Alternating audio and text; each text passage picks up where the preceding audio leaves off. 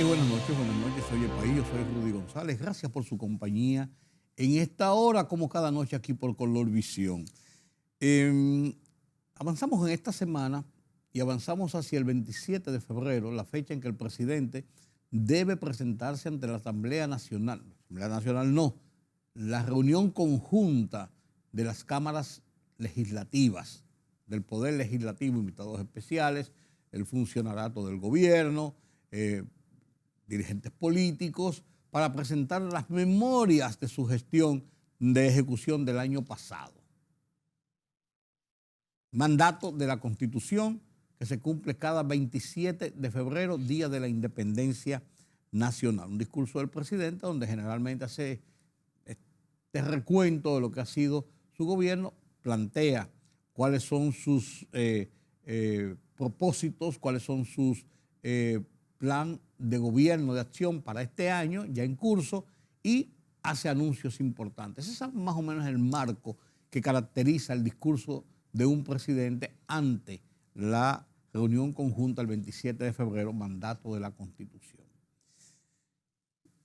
Mientras tanto, aquí en República Dominicana hay algunos temas interesantes que siguen moviendo el interés nacional. El tema de la vacunación. Ya varias universidades han dicho que se van a acoger en su momento a la presencialidad definitiva en las universidades. La UAS ha dicho que no lo va a hacer hasta el cuatrimestre que viene, que será en el mes de mayo, porque ellos tienen una plataforma, ya todo lo han estructurado y organizado para que sean clases semipresenciales a lo largo de este cuatrimestre que comenzó en el mes de enero. Lo mismo han dicho varias universidades privadas. Otras han dicho simplemente que están en disposición de abrir totalmente a la presencialidad en este momento. Lo mismo ha estado pasando con colegios privados en algunos de los cuales hay reportes de casos de coronavirus que se han propagado en algunos colegios, que ya están mandando circulares a los padres indicándole que cualquier situación que vean de sus hijos irregular, fiebre, tos, lo que sea, tienen que reportarlo y hacerse una prueba y reportarlo inmediatamente al colegio y enviar el resultado de la prueba. Puede ser que sea una gripe, pero hay que prevenir que eso no se constituya en una propagación en un colegio privado y haya un rebrote importante que además puede ser transmitido a los padres, a los abuelos, a los tíos, a los amigos, a los vecinos.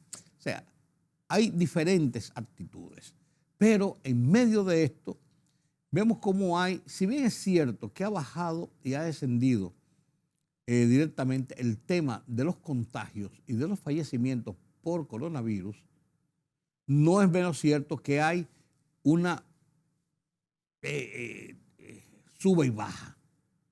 Ayer eran 400 y pico, antes de ayer eran 200 y pico, hoy fueron 306 los contagiados.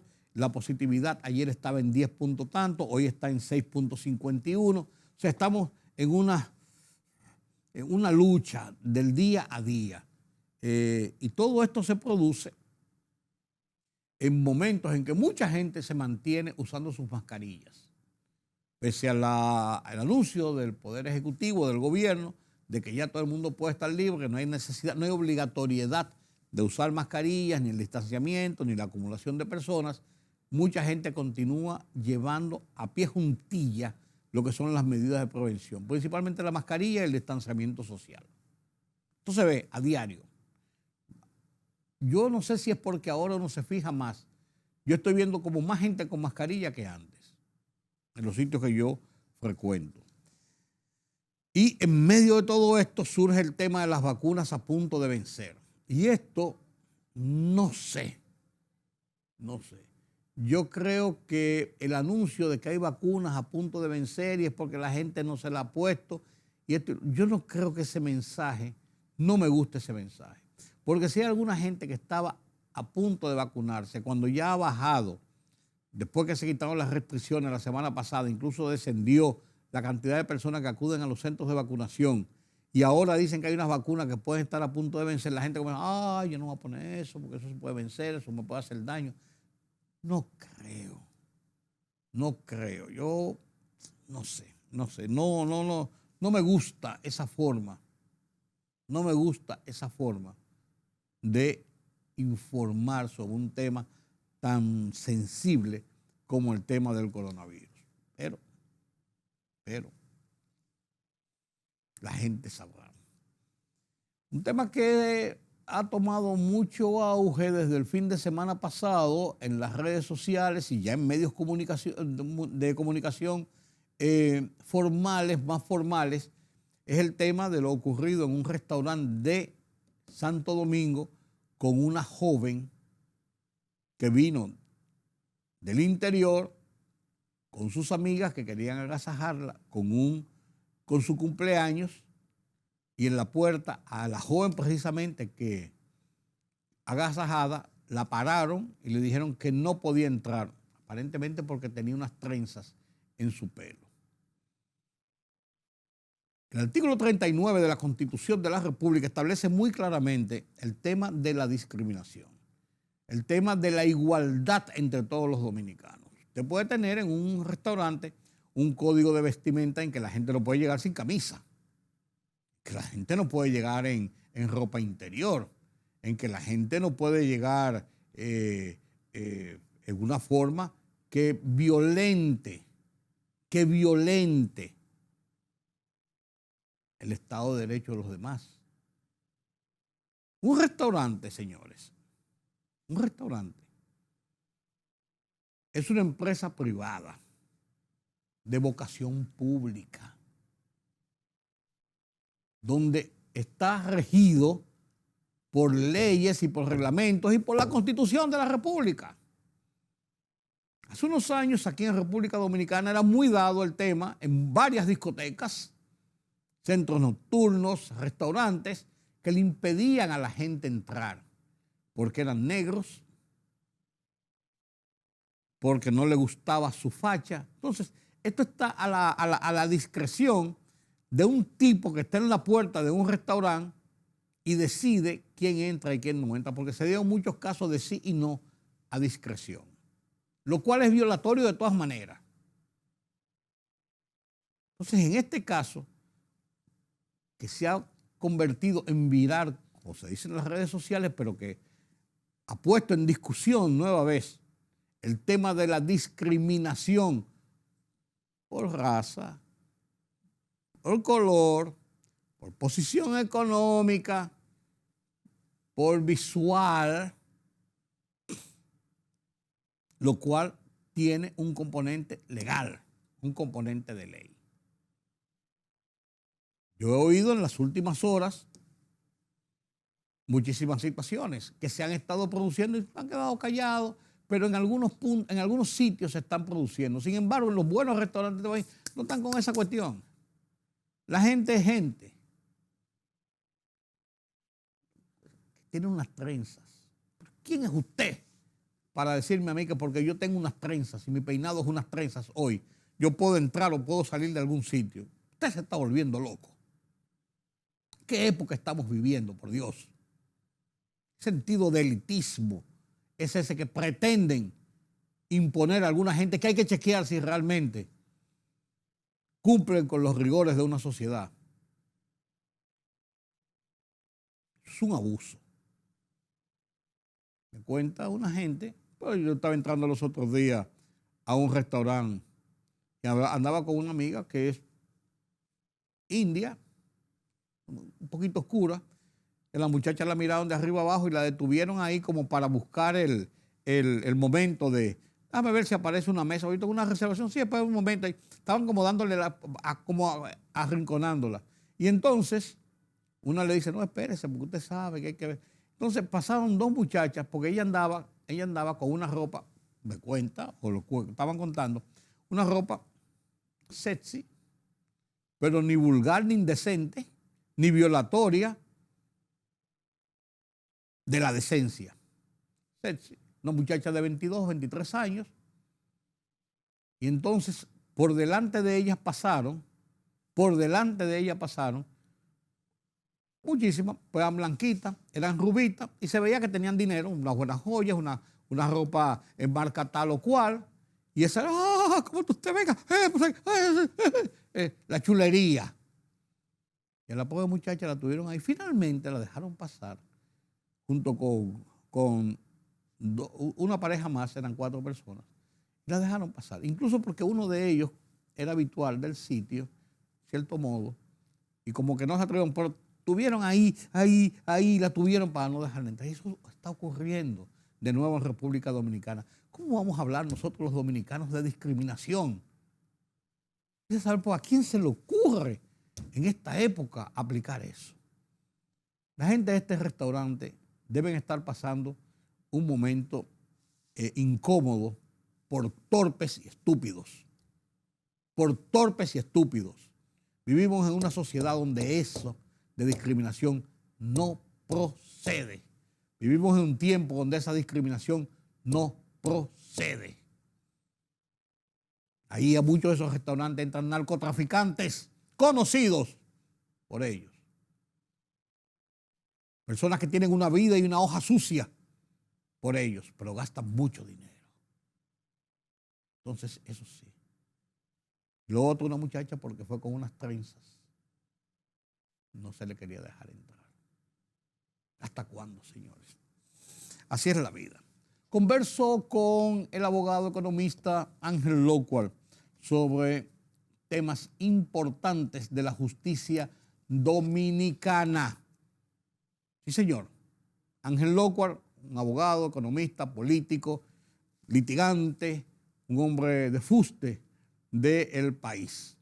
Le damos la bienvenida a Ángel Lockhart para conversar sobre varios temas de interés nacional. Buenas noches, Ángel. Buenas, Rudis, ¿cómo te va? Ay, por cabezadura, como dirían. Entre trancones y hoy lluvioso en el día. Sí, sí. Mediodía estaba cayendo una agüita.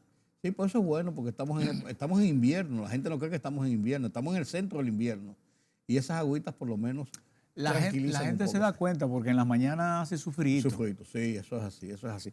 Ángel, vi una carta que publicaste, que enviaste a la Procuradora General de la República, doña Miriam Germán, y que circuló en los medios. Y en esa carta me llamó la atención varias cosas. Una de ellas es, yo me pongo a disposición de usted. Cuando una gente dice eso, la gente piensa, lo andan buscando para trancarlo. ¿Qué fue lo que pasó? Bueno, todos los ciudadanos tenemos que estar a disposición de la autoridad cuando la autoridad te requiere para algo. Hay una auditoría, hay un informe de auditoría que es una vergüenza, porque los informes de auditoría son actos administrativos que tienen un procedimiento, se discuten, a los incumbentes tú se lo notificas para que ellos hagan los reparos y si hay un particular tú se lo notificas para que pueda ejercer el derecho a la defensa. Eso está en el artículo 69, numeral 10 de la Constitución y en el artículo 138, numeral 2. Eso es a pena de nulidad. Entonces hay un informe de auditoría que cuestiona unos pagos que hizo la anterior administración. Derecho de hacer una auditoría nadie lo discute, pero hay que hacerla dentro del procedimiento. En el marco de ese informe, el Ministerio de Hacienda me comunica que hay una nota sobre 2 sentencias definitivas. Bueno, en realidad habla de 4, pero hay una sentencia de la Suprema Corte que no sé de quién es. Y hay 2 sentencias con la autoridad de la cosa irrevocablemente juzgada que no se han pagado. En consecuencia, tú indispones todo para no dar información de la ley de libre acceso, porque eso ocurrió el día en que publiqué un trabajo en el Listín Diario en que decía que en el año anterior de 1.700 millones aproximadamente, que beneficiaban a 94 personas físicas y morales. Y sentencias dictadas. Sí, solo le pagaron a 12 de 94. Y otros 12 que no estaban en la ley, no estaban en la Ley General de Presupuesto, recibieron 1.500 millones. Es decir, que el 85% de todos los pagos, 88%, se le dio a gente que no estaban en la ley, en perjuicio de 93 menos 12, de 81 que estaban en la ley. Y todo eso porque se han abrogado ahora la facultad de no dar el detalle de la Ley General de Presupuesto, algo que ya era una cosa normal. Además, las leyes son públicas. El director general de presupuesto en enero comunicaba en cumplimiento del artículo 7, que lo ordena, del reglamento 198 de la ley 8611, el director de presupuesto en enero notificaba a cada persona incluida en la ley que estaba incluida en la ley. Eso le permite a la persona que vio afectado su derecho de propiedad por una declaratoria de utilidad pública y que 40 o 50 años después le están pagando, le permitía saber que tenía un crédito y que en ese año se lo iban a pagar y que ese crédito podía venderlo en la banca. Ahora mismo los fondos de pensiones y otros están interesados en comprar deudas que estén en la ley. Sí. Y Bueno, eso es rutinario. Eso era rutinario. El año pasado no lo dieron. La Dirección de Deuda Administrativa del Ministerio me entregó la relación del año pasado el 29 de diciembre. El 29 de diciembre, cuando ya no se podía hacer nada. Este año, Rijo se ha inventado no darla. Y desde luego, si tú la pides como periodista por la ley de libre acceso, con que te pongan una nota, la ley de libre acceso permite que no te la entreguen. Pero eso es la ley de libre acceso. Eso no tiene nada que ver con la ley 8611, que es cuando tú eres titular de un derecho, tiene la obligación el director de notificar. Esos son dos sentencias. Hay una de unos norteamericanos, que es definitiva. Yo en la tarde de hoy lo que hice fue comunicarle esa decisión del Ministerio de Hacienda, que me parece desacertada, y desapoderarme del cobro para que ellos realicen el cobro de una sentencia que es un crédito cierto, líquido y exigible, que la cobren en Estados Unidos. Y ya me quito ese problema de encima. Lo malo es, primero, que la van a cobrar porque es una sentencia definitiva. Y segundo, que el gobierno podría perder en esa sentencia 1.300 millones que le tocan en impuestos. Porque si se cobra como una deuda en Estados Unidos, no va a pagar la ganancia de capital, claro, que tendría que pagar aquí si el gobierno paga y retiene los impuestos. Eso, Ángel.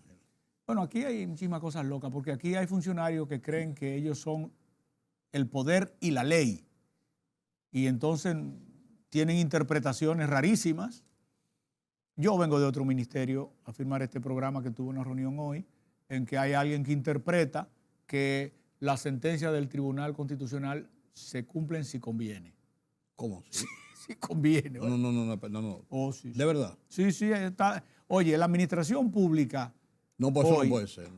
Hoy está afectada de incompetencia manifiesta en algunos funcionarios, de pánico cerval en otros que no hacen nada, porque hacer algo en la administración pública, tomar acciones siempre implica un riesgo. Y el temor que hay hoy en la administración pública es a veces mayor que el que tienen algunos exfuncionarios del PLD. Entonces no actúan. Uno es porque son incompetentes, otro porque tienen miedo. ¿Por miedo a qué? Miedo al cuestionamiento de cualquier cosa, porque cualquier cosa que tú hagas conlleva un cuestionamiento. Eso es independiente de las confrontaciones internas del mismo gobierno, que una agencia del gobierno boicotea a las otras. Aquí tú tienes que se lanza una licitación, por ejemplo, educación, que tiene un ministro que es un dirigente y yo creo que ha hecho un buen esfuerzo, salvó el año escolar, que era difícil de salvar en una situación muy delicada en la pandemia, pero llama para una compra de computadoras. Contrataciones no contesta una solicitud de suspensión. Y a los 6 meses, cuando la mitad de las computadoras están aquí, la mitad de 8.000 y pico millones se han pagado, entonces declara nula la compra. Pero si ya están aquí, ya es un acto administrativo que era ejecutivo y ejecutorio y que ya se ejecutó, ya se realizó. Usted no puede hacer nada cuando un acto administrativo ya se ejecutó. Bueno, entonces le crean esos problemas. Luego, entonces, las cosas que tienen que ver con eso no se pueden resolver a tiempo y termina sufriendo el ciudadano porque no recibe el servicio que quizás algún funcionario bien intencionado le quiere brindar, pero otro, buscando cámara, se lo impide. Entonces no hay unidad. Pues eso lo que afecta es el todo del gobierno. Incluso afecta, diría yo, interpretando lo que tú dices, lo que está tratando de proyectar el presidente Luis Abinader tanto en sus ejecutorias cotidianas como en su discurso. Es que tú le escribes al presidente a las 2 de la mañana y te responde. Y tú ves que la caravana sale a las 7 de la mañana. Y a cualquier hora del día él está conectado de manera horizontal con muchos ciudadanos y con los funcionarios. Pero esa acción del presidente no es consona con ella la acción del gobierno. El presidente, yo supongo que ha mandado a hacer una serie de cosas y él cree que se hicieron, pero posiblemente no se ha hecho nada. Mira, el presidente me dijo un día, tuvo la gentileza de decirme, mira, ayúdame para el tema este de los multifamiliares, los edificios de apartamentos que hay en Puerto Plata, que lo hizo Balaguer hace 50 años. Ninguno tiene título. No tiene título porque no se han saneado. Sí. Al no sanearse no hay título y ya no hay régimen de condominio, son edificios viejos y ahí hay 200 y pico de maestros, entre otros ciudadanos, algunos que fueron mis maestros. Todos ya pagaron. Pero vamos a hacer eso. Yo creo que el presidente cree que se hizo. Yo creo que no se ha hecho nada porque las personas que él dijo que me dieran la información de cómo se iba haciendo, se perdieron. El presidente me dijo algo de Villahermosa y lo único que había que hacer era un decreto declarando una propiedad de utilidad pública para que el gobierno la repartiera en el corazón de Villahermosa, porque el resto es del gobierno. Nada más esa era privada. Bueno, yo cumplí con el mandato del presidente, le mandé el borrador de decreto al otro día y me consta que él ordenó darle curso. Se lo envié a una persona muy diligente que es el director de titulaciones.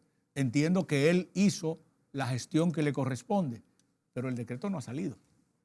Entonces, la gente ahí lleva como 15 meses esperando que una disposición del presidente se cumpla y no se ha cumplido. Así hay muchas cosas que te puedo ir diciendo, pero bueno. Yo no soy partidario y siempre me he mostrado renuente a entender que todo tenga que hacerlo el presidente de la República, porque aunque este es un régimen presidencialista, no es menos cierto que la administración pública debe estar descentralizada en sí mismo, porque para eso hay funcionarios para que funcionen. No, es que lo está. Lo que pasa es que no ejecutan. Entonces te iba a decir lo siguiente.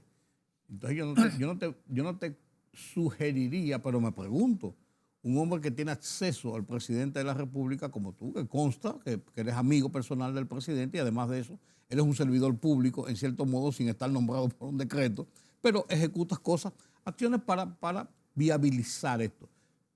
En ese caso, con el tema de Hacienda que tú me mencionabas en principio, ¿no lo has hablado con el presidente? No, porque yo tengo que deslindar cuando hay un tema que me involucra y cuando hay un tema de interés público. Okay. Cuando hay un tema que me involucra, yo no hablo con el presidente porque eso sería poco elegante. Y los que nos formamos en la vieja escuela respetamos el protocolo y las formas.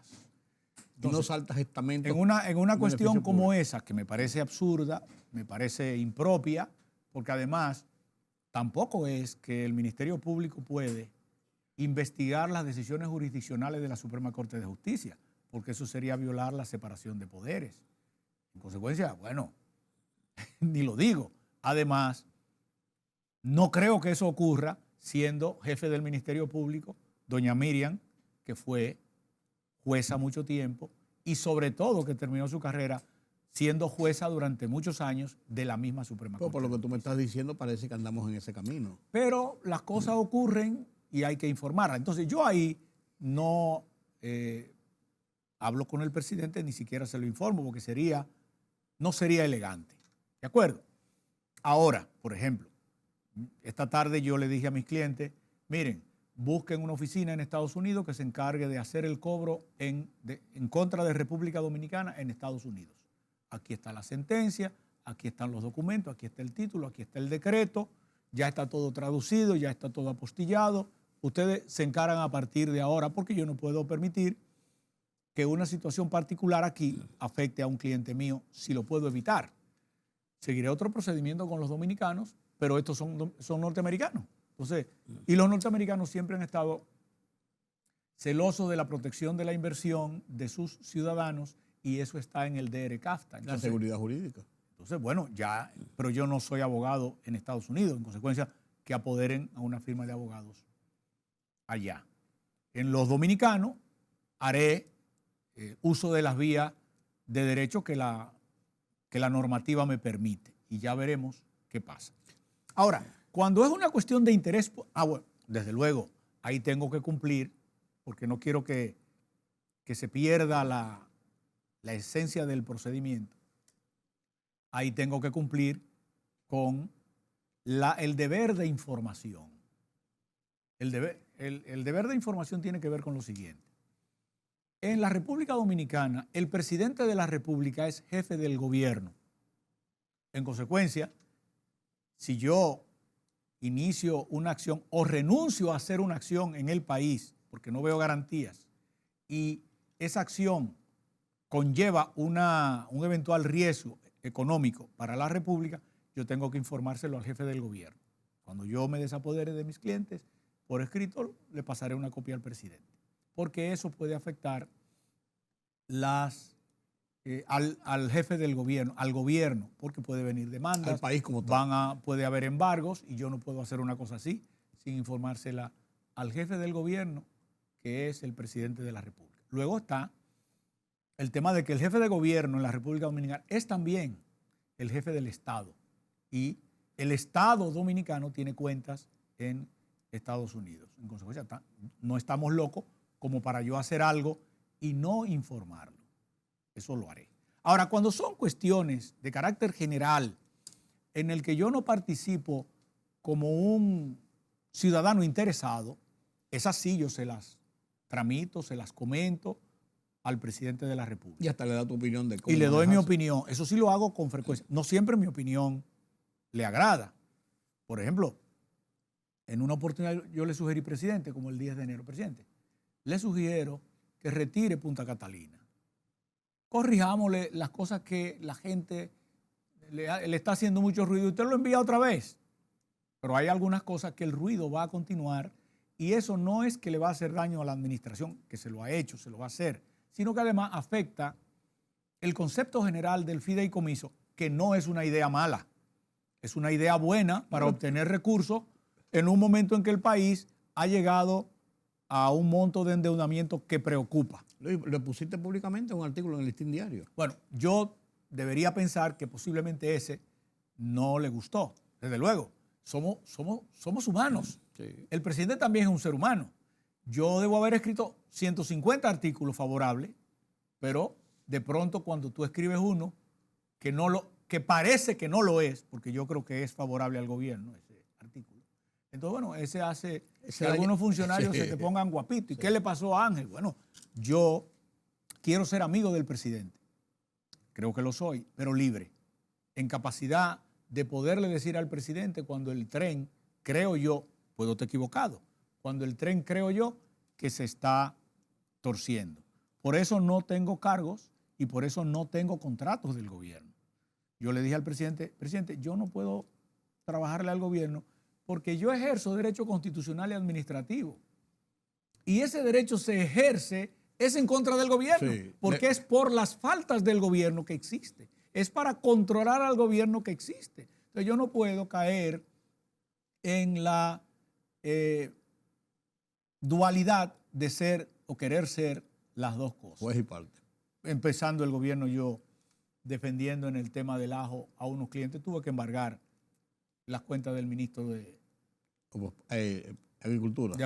Yo no quería hacerlo, pero yo tengo unos clientes que pagaron en ese momento 1.030 millones y yo lo que soy es abogado. Yo para defender a mis clientes tengo que hacer lo que las vías de derecho me autorizan a hacer. De manera que así son las cosas. Permítame una pausa en este punto en el conversatorio con Ángel Lócual y a la vuelta venimos a complementar estas declaraciones, estas ideas, esta situación de lo que ocurre en la justicia dominicana. Continuamos después de la pausa.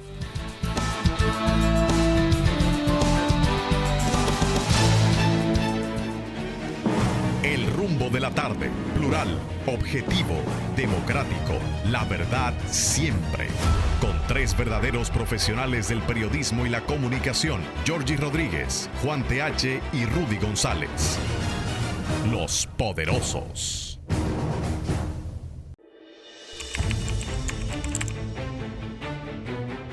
Periodismo de investigación, columnas, opinión, análisis, reportajes de fondo.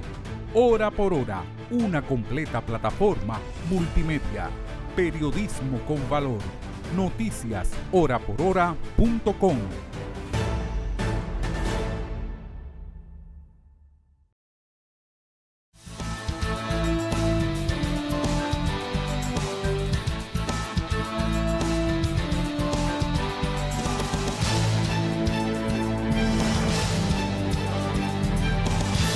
Conversamos con el abogado Ángel Locuar, esta segunda parte de conversatorio sobre los temas que ocurren en la justicia de la República Dominicana, en especial algunas situaciones en las que él está ahora mismo en plena discusión pública.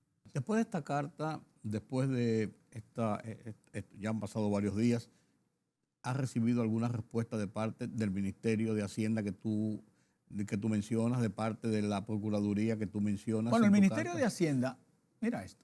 Yo he pedido para escribir en el listín el desglose de los 13,000 millones de la deuda pública en el marco de la ley 200-04. El Ministerio de Hacienda comete la infantilidad de decirme que no me puede dar la información porque hay 4 sentencias. Bueno, hay 4 sentencias, pero ahí hay 200 partidas. Deme las otras. Deme las otras, porque las otras no están afectadas de ese eximente de la ley. ¿Tú me comprendes? El Ministerio de Hacienda me habrá de dar la otra información y yo escribiré en el periódico, como escribo toda la semana, yo escribiré sobre las otras, indicando que esas 2 no me refiero a ellas, porque el Ministerio, haciendo uso del derecho a la reserva, no me dio esa partida. Pero el Ministerio de Hacienda no tiene ningún motivo para no darme las otras. De manera que seguirá el proceso jurisdiccional. Porque ¿Y de la Procuraduría? ¿Has recibido alguna información después de tu carta que fue dirigida a la no, Procuradora? Yo espero que la Procuradora tiene muchas cosas. Ser ministro en un gobierno, Rudy, no es fácil. La cantidad de papeles y de cosas que te llegan cada día son muchas y el día no te da para verlas todas. Sí, correcto. Eso fue a finales de la semana pasada. Hoy lo que es martes. De pronto no ha tenido tiempo de verla o de cotejar los temas que le trato.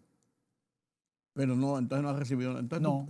Entonces tu actitud en este momento es esperar esa parte e ir hablando con tus clientes o... No, ya con mis clientes yo hablé. Sí. Le dije, miren, aquí hay una dificultad que me parece inapropiada, porque las sentencias definitivas no hay ningún órgano jurisdiccional ni fuera de la jurisdicción que pueda cuestionarla. Son un crédito ya, sobre todo cuando se vienen. ¿Cuál es la moral que puede tener un gobierno? Cualquiera, un Estado, frente a otro Estado, frente a los nacionales de otro Estado o frente a los ciudadanos de sí mismo, para declarar de utilidad pública hace 46 años una tierra, quitártela, sacarte de tu tierra y no pagar. Y no pagar. Y entonces cuando la justicia finalmente se pronuncia, entonces inventarse un pretexto para tampoco pagarte. Eso no tiene ninguna lógica. Mira. Pues la ley de expropiación establece la obligatoriedad del pago.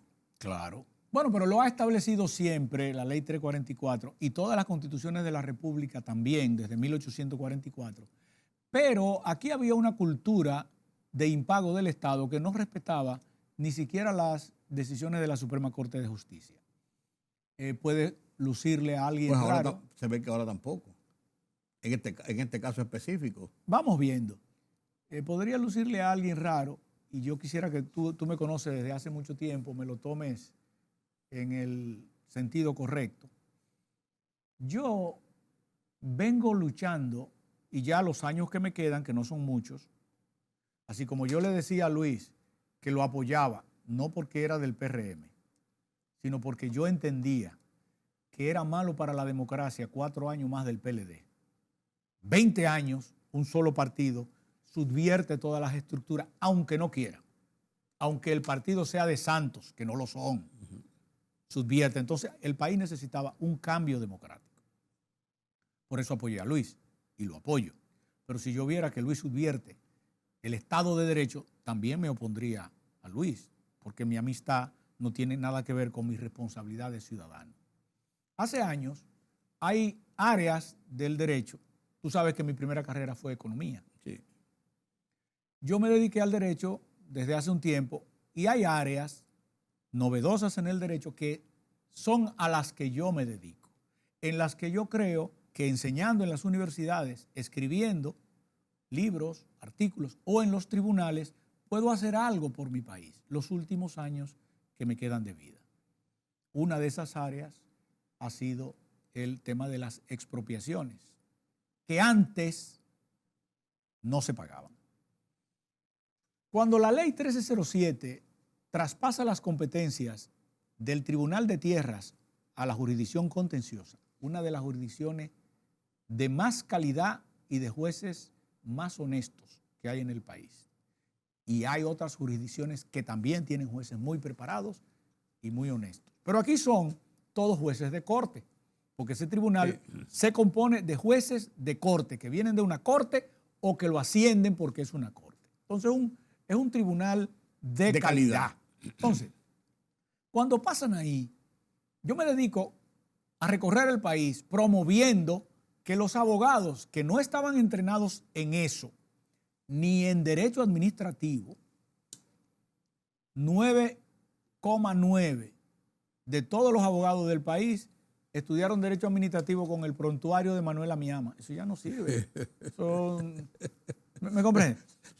Eso no sirvió cuando se usó, porque aquí no se daba derecho administrativo, como decía en mi último libro el último maestro, Vincho Castillo, menos ahora en un Estado social y democrático de derechos. Entonces, me he dedicado los últimos 12 años a enseñar, a dar conferencias, a escribir de derecho administrativo. Y como unas de las ramas del derecho administrativo, de las subramas del derecho administrativo, el tema de las expropiaciones, el tema de la responsabilidad patrimonial, que aquí no se tocaba nunca, y a escribir últimamente sobre el tema de las medidas cautelares, que son las que te permiten obligar al gobierno a cumplir la ley, porque el problema del país era que el gobierno no cumple la ley. Hay dos maneras de tú promover la transparencia. Una, persiguiendo a través del Ministerio Público cuando los hechos ocurrieron, sí.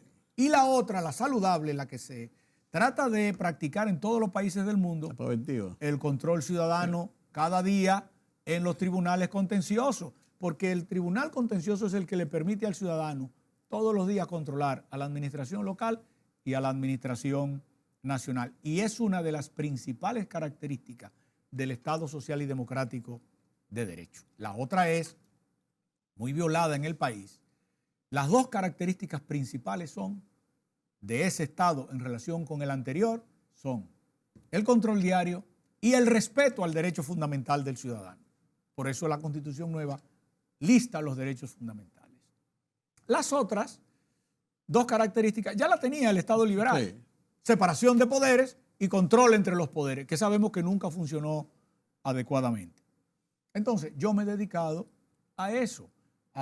Ni siquiera en la pandemia yo me he parado de dar cursos, talleres, conferencias o de escribir sobre eso. Eso hace que muchos abogados del interior del país, sobre todo, de la capital también, aquí muchos abogados de la capital cuando van a presentar casos me consultan, algunos van a buscar los modelos de instancia que yo uso.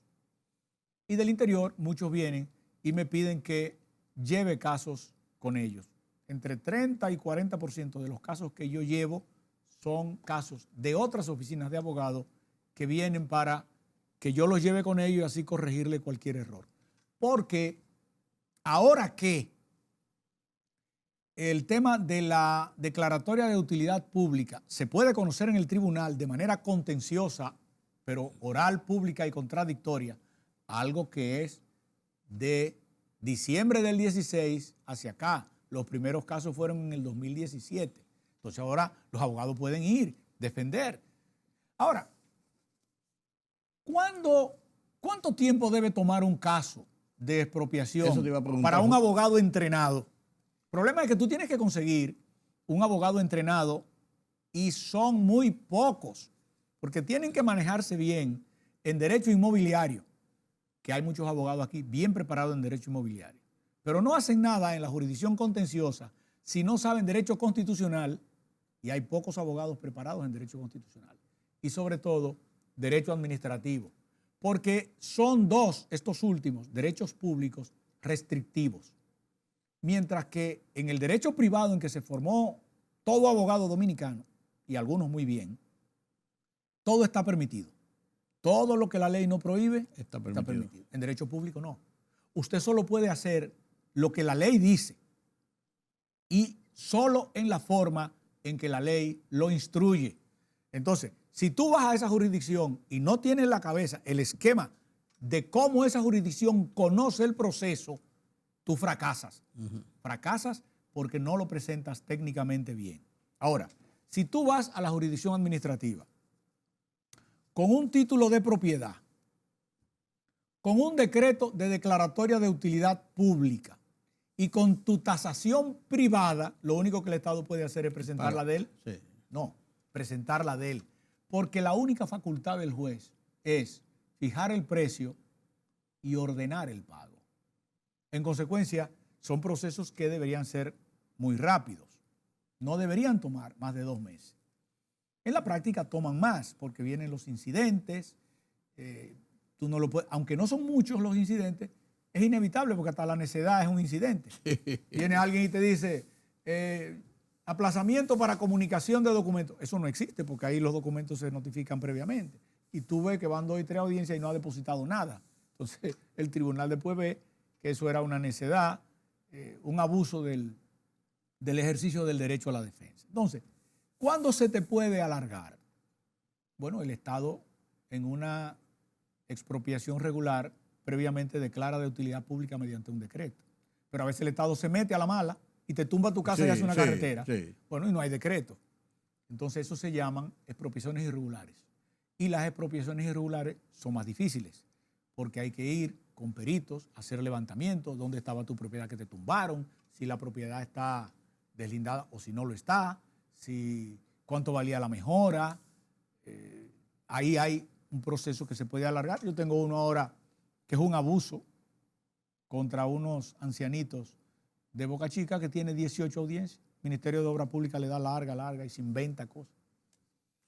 Además de el caso tuyo, que tú conozcas, hay muchos otros casos que están en situaciones similares. ¿Qué es la situación similar? La situación tuya de que no se cumple la ejecución de una condena, de una sentencia. Eso es usual, pero mejoró. Mira, primera etapa de la expropiación era que el tribunal fallaba y no había mecanismo procesal para ejecutar la sentencia. Eso el Congreso lo resolvió por un motivo diferente. Ocurre que los municipios y el Estado cogían mercancía, le adeudaban a todo el mundo y no le pagaban a nadie.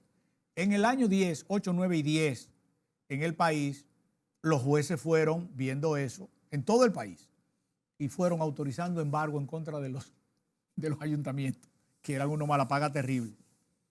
Entonces, se embargaron. En la doctrina en el mundo, el Estado tiene 2 tipos de bienes.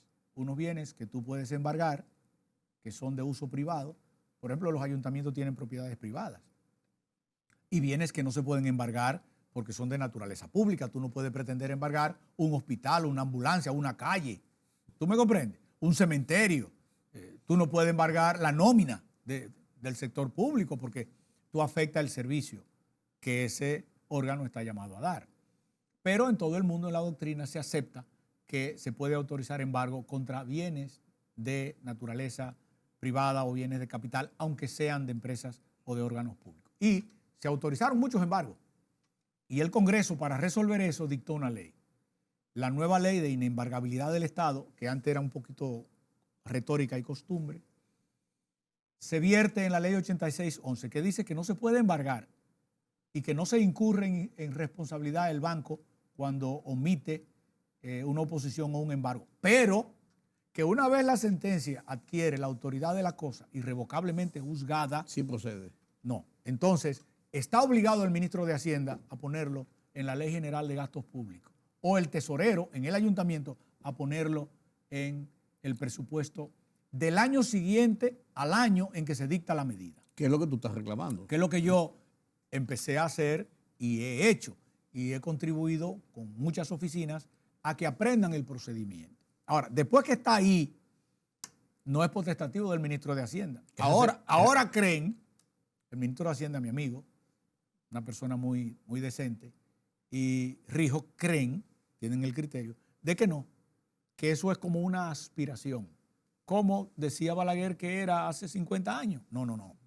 La sentencia que ordena el registro con nombre y apellido. Y usted suma todas esas sentencias, sean de expropiación o de otras deudas, porque puede haber sentencias de otras deudas. Y con eso se suma y se manda al Congreso. Y se debe mandar segregada al Congreso. No dentro del paquete. No, el paquete es la suma de todas esas partidas. Sí. Entonces tú no me puedes decir después que tú no sabes que cómo lo vas a poner. Porque la ley de presupuesto es una ley de partidas, no globales, sino de partidas específicas. Cuando tú pones una carretera, tú pones la carretera de Jimaní, 18 kilómetros de la carretera de Jimaní para el contrato tal. En tantos millones. En tantos millones, ¿tú me estás entendiendo? No es que ahora vamos a inventar.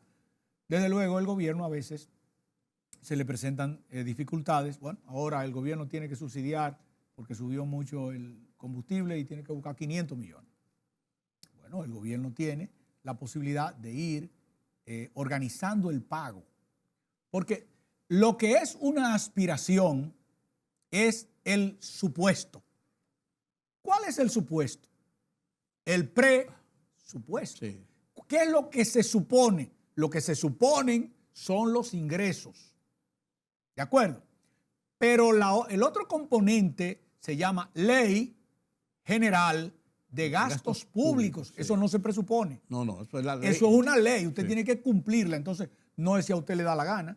Es un presupuesto de ingresos. El presupuesto y ley de gastos públicos. Y este gobierno, yo creo que lo ha hecho con sabiduría el ministro de Hacienda, y es una práctica que no está mala del presidente Abinader, porque le ayuda a otras variables.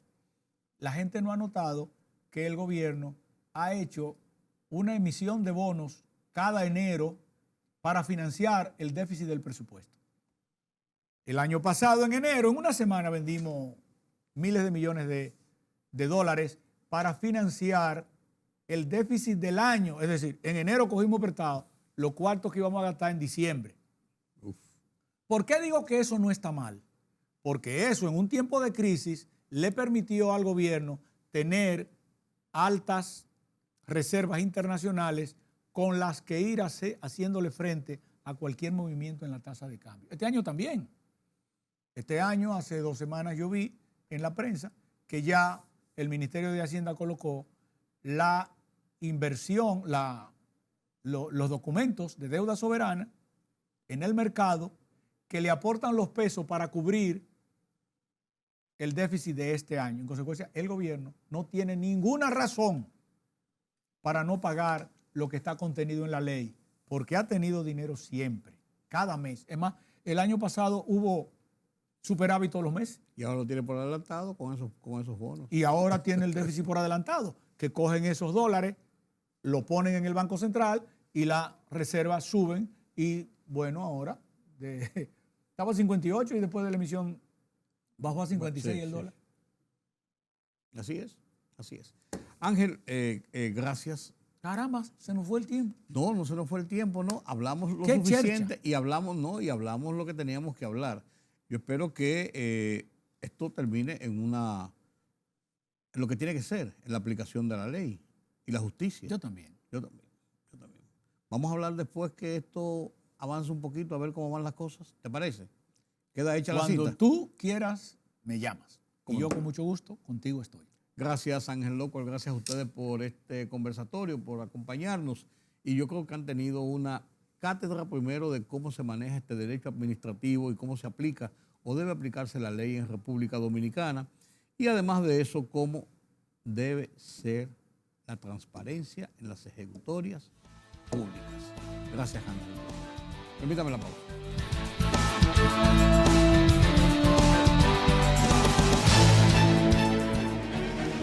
El rumbo de la tarde, plural, objetivo, democrático, la verdad siempre. Con tres verdaderos profesionales del periodismo y la comunicación, Georgie Rodríguez, Juan TH y Rudy González. Los Poderosos.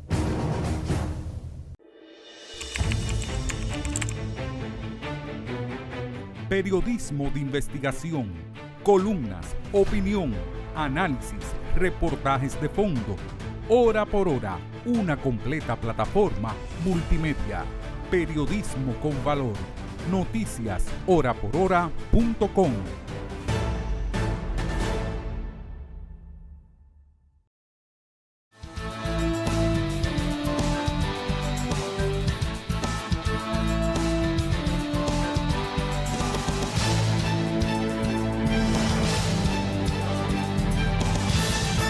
¿Reunión o no habrá reunión entre el presidente Vladimir Putin y el presidente Joe Biden? Se buscan acuerdos, se buscan definir las tensiones en esta zona, bajar las tensiones en esta zona, y después de la orden que emitió Putin de entrar a territorio ucraniano en las dos porciones que se han declarado independientes dentro del territorio de Ucrania, las cosas como que dan otro giro. ¿Qué situación esta de tanta tensión? Pedro Vargas, con esta y otras informaciones, nos presenta las internacionales desde la redacción central de Oye País.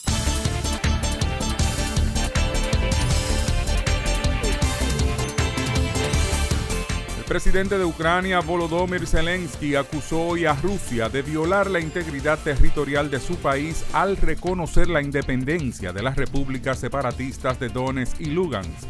Subrayó que las declaraciones y acciones de Rusia no lograrán modificar las fronteras internacionalmente reconocidas de su país. Calificó las últimas acciones de Rusia como una violación de la soberanía e integridad territorial de su Estado. Toda la responsabilidad por las consecuencias de dicha decisión recaen en los dirigentes de Rusia, manifestó Zelensky durante una locución televisada. La Corte Constitucional de Colombia aprobó la despenalización del aborto en el país hasta la semana 24 de gestación. Luego de deliberar este lunes, confirmó el tribunal en un comunicado. Colombia se convierte en uno de los países más flexibles de Latinoamérica en lo que se refiere a la interrupción voluntaria del embarazo y se une a países como Argentina, Cuba y Uruguay, donde también es legal con límite de tiempo. Un juzgado boliviano amplió por otros 3 meses la reclusión preventiva de la expresidenta interina Yanina Áñez y de 2 de sus exministros dentro de uno de los procesos iniciados en su contra a instancias del oficialismo por la crisis de 2019. La exmandataria está acusada de sedición, terrorismo y conspiración por la crisis postelectoral de 2019. El primer ministro británico Boris Johnson anunció la derogación de las últimas restricciones contra el COVID-19 en Inglaterra, lo que marca el fin de 2 de los años más oscuros y sombríos de nuestra historia en tiempos de paz.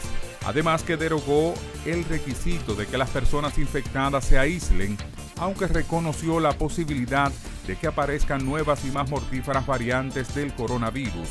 Johnson dijo que el país estaba pasando de las restricciones gubernamentales a la responsabilidad personal, como parte del plan para abordar el COVID-19 de la misma forma que otras enfermedades contagiosas como la influenza.